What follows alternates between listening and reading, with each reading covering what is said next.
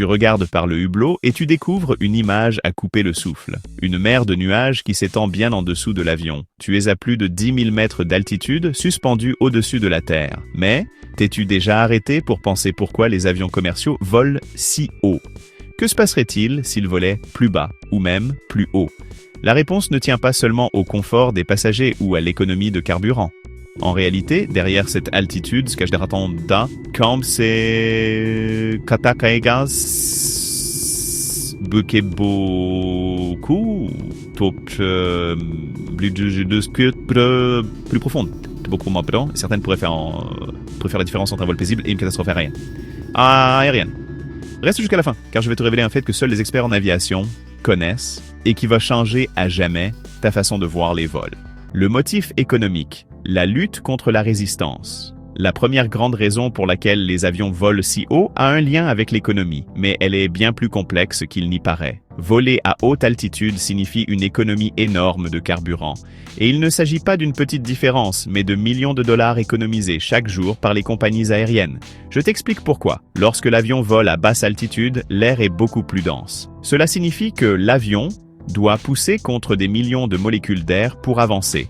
Un peu comme si tu essayais de nager dans du miel. Cette résistance s'appelle la traînée aérodynamique, et c'est l'ennemi numéro 1 de l'efficacité. Plus l'air est dense, plus les moteurs doivent fournir d'efforts, et plus ils brûlent de carburant juste pour maintenir la vitesse. Mais à 10 000 mètres, environ 33 000 pieds, la situation change complètement. L'air y est environ 75% moins dense qu'au niveau de la mer. Avec moins de molécules pour freiner l'avancement, la résistance diminue et les moteurs travaillent beaucoup plus facilement. Résultat, une économie colossale de carburant. Des chiffres impressionnants et la technique de la haute montée par palier, le carburant représente entre 30% et 40% de tous les coûts opérationnels d'une compagnie aérienne. Imagine une entreprise qui dépense plus de 10 millions de dollars par jour rien qu'en carburant. La moindre amélioration, aussi petite soit-elle, peut faire la différence entre le profit et la faillite. Lors d'un long vol, par exemple une traversée de l'Atlantique, un avion peut brûler entre 50 et 100 tonnes de carburant. Et voici un fait curieux. À mesure que ce carburant est consommé, l'avion devient plus léger. Les pilotes profitent de ce changement grâce à une technique appelée step climb ou montée par palier. Au lieu de maintenir une altitude fixe, l'avion monte peu à peu à mesure qu'il perd du poids.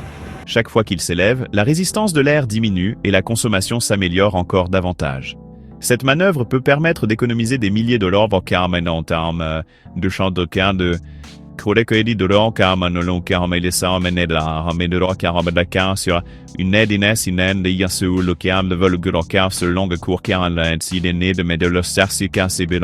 mais alors, si voler haut présente tant d'avantages, pourquoi ne pas voler encore plus haut? Il pourrait sembler logique de penser, si à 10 000 mètres on vole mieux, pourquoi ne pas aller à 15 000 voire 20 000 mètres? La réponse se trouve dans la physique des moteurs et dans la manière dont l'air se comporte en altitude. Les moteurs turbofans, ceux utilisés par les avions commerciaux modernes, sont des merveilles d'ingénierie, mais ils ont une faiblesse majeure. Ils ont besoin d'oxygène pour fonctionner.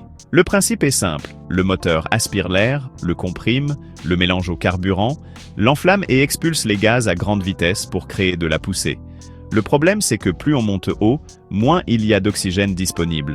À environ 12 000 mètres, la concentration d'oxygène tombe à 1/3 de celle qu'on trouve au niveau de la mer. Si l'avion tentait de monter trop haut, les moteurs commenceraient à perdre de la puissance et pourraient même s'éteindre, faute d'oxygène suffisant pour maintenir la combustion. Et ce n'est pas le seul défi. À ces altitudes, l'air est si raréfié que les ailes perdent de leur efficacité.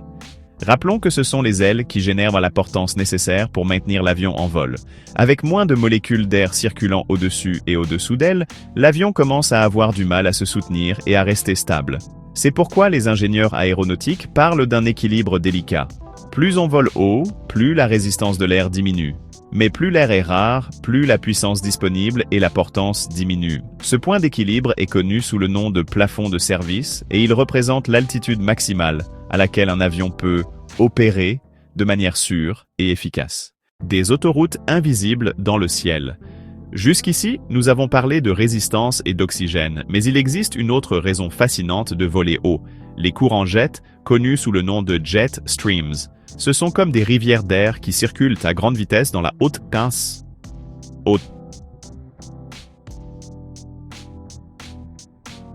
People surfer et Poulia sont à son calesiamo, et certaines atteignent jusqu'à 400 km/h et parcourent la planète d'ouest en est. Imagine que tu es aux commandes d'un Boeing 787 volant à 900 km/h. Soudain, tu entres dans un de ces courants qui se déplacent dans la même direction à 300 km/h. Résultat, ta vitesse par rapport au sol peut facilement dépasser 1200 km/h sans brûler une seule goutte de carburant supplémentaire. Les compagnies aériennes et les contrôleurs aériens étudie ces courants d'afflux de ces courants de chaque jour afin d'en tirer le maximum d'avantages. C'est pourquoi les vols vers l'Europe, qui veut dire aussi qui voyagent d'ouest en est, mais ils sont souvent jusqu'à 1h30 plus rapides que le trajet de retour depuis le vieux continent.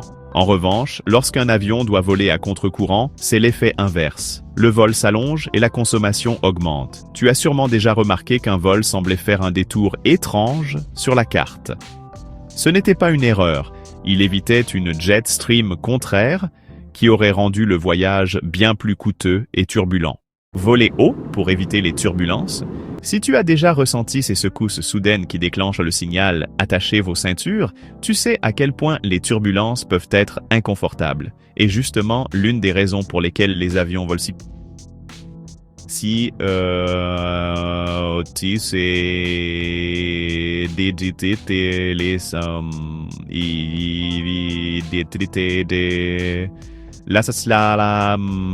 la majorité du temps instable, nuages, orages, rafales de vent, se forment dans la troposphère, la couche la plus basse de l'atmosphère. Cette zone s'étend jusqu'à environ 9 ou 10 000 mètres d'altitude, juste en dessous de l'altitude à laquelle volent les avions commerciaux.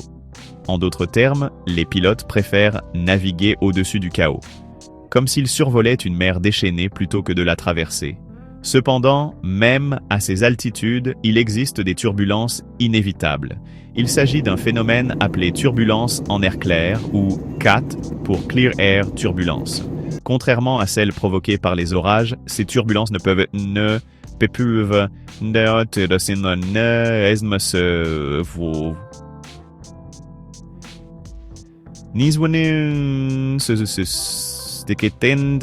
détectées facilement sur les radars météorologiques. Elles se produisent lorsque des masses d'air de température ou de vitesse différentes se croisent, créant des tourbillons invisibles mais puissants. C'est pourquoi, même lorsque le ciel paraît parfaitement dégagé, les pilotes recommandent de garder la ceinture bouclée. Ce n'est pas une exagération, c'est une précaution scientifique. Ce qui se passe quand l'avion doit voler plus bas. Maintenant, imagine ceci. Tu es en plein vol et tu remarques que les nuages ne sont plus en dessous mais tout autour de toi. Le capitaine annonce que l'avion doit descendre plus bas que d'habitude. Mais que signifie réellement voler à basse altitude? Lorsqu'un avion est contraint de voler plus bas, que ce soit à cause du mauvais temps, d'une urgence ou de restriction de l'espace aérien, plusieurs problèmes sérieux apparaissent donc. D'abord, la consommation de carburant explose. Souviens-toi, un air plus dense signifie une résistance accrue. Un avion volant à 5000 mètres peut consommer jusqu'à 50% de carburant en plus que s'il volait à son altitude idéale. Ensuite, l'exposition aux turbulences et aux orages augmente. Alors qu'à 10 000 mètres, on survole la plupart des phénomènes météorologiques, à 5000 mètres, l'avion se trouve en plein dedans. Et, troisièmement, peut-être le plus important, les avions sont conçus pour fonctionner de manière optimale à haute altitude. Leurs ailes, leurs moteurs et leur fuselage sont pensés pour un air plus léger et plus rare. Voler trop bas pendant une longue période provoque une usure accélérée de toute la structure, un peu comme si l'on utilisait une voiture de Formule 1 pour transporter des briques. Ça fonctionne, mais ce n'est pas sa vocation. C'est pourquoi, en cas d'urgence, les pilotes peuvent descendre temporairement, mais cherchent toujours à revenir à l'altitude optimale dès que possible. L'altitude comme allié en cas d'urgence. Peu de gens le savent, mais voler haut ne sert pas seulement à économiser du carburant ou à éviter les turbulences. Cela augmente considérablement la sécurité. Lorsqu'un avion fait face à un problème grave, comme une panne moteur, l'altitude devient son meilleur atout. Pourquoi? parce qu'elle offre du temps pour réagir. Un avion commercial volant à 10 000 mètres peut planer sur plus de 100 km, même sans moteur. Ce temps précieux permet à l'équipage d'évaluer la situation, de tenter de redémarrer les systèmes, de chercher un endroit sûr pour atterrir et de préparer les passagers.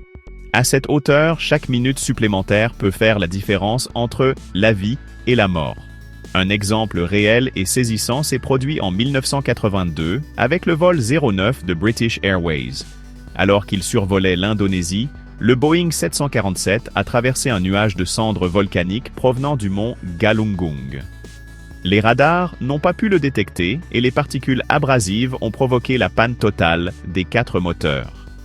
L'avion, transportant 263 personnes, s'est retrouvé sans aucune propulsion à environ 11 000 mètres d'altitude. Pendant 13 minutes qui ont semblé une éternité, le géant des airs a plané silencieusement pendant que les pilotes tentaient de redémarrer les moteurs, un par un. S'il avait volé plus bas, il n'aurait tout simplement pas eu cet écu en moyen en cette énorme bayam c'est des que des encore un bien donc que des branchiens. Mais disaient, grâce à cette grande altitude, ils ont pu réessayer plusieurs fois et finalement réactiver 3 des 4 moteurs. L'avion a pu atterrir d'urgence à Jakarta et tous les passagers ont survécu. Cet épisode est devenu une leçon capitale. L'altitude donne une marge de manœuvre. C'est pour cette raison que les pilotes cherchent à rester le plus haut possible, chaque fois que les conditions le permettent.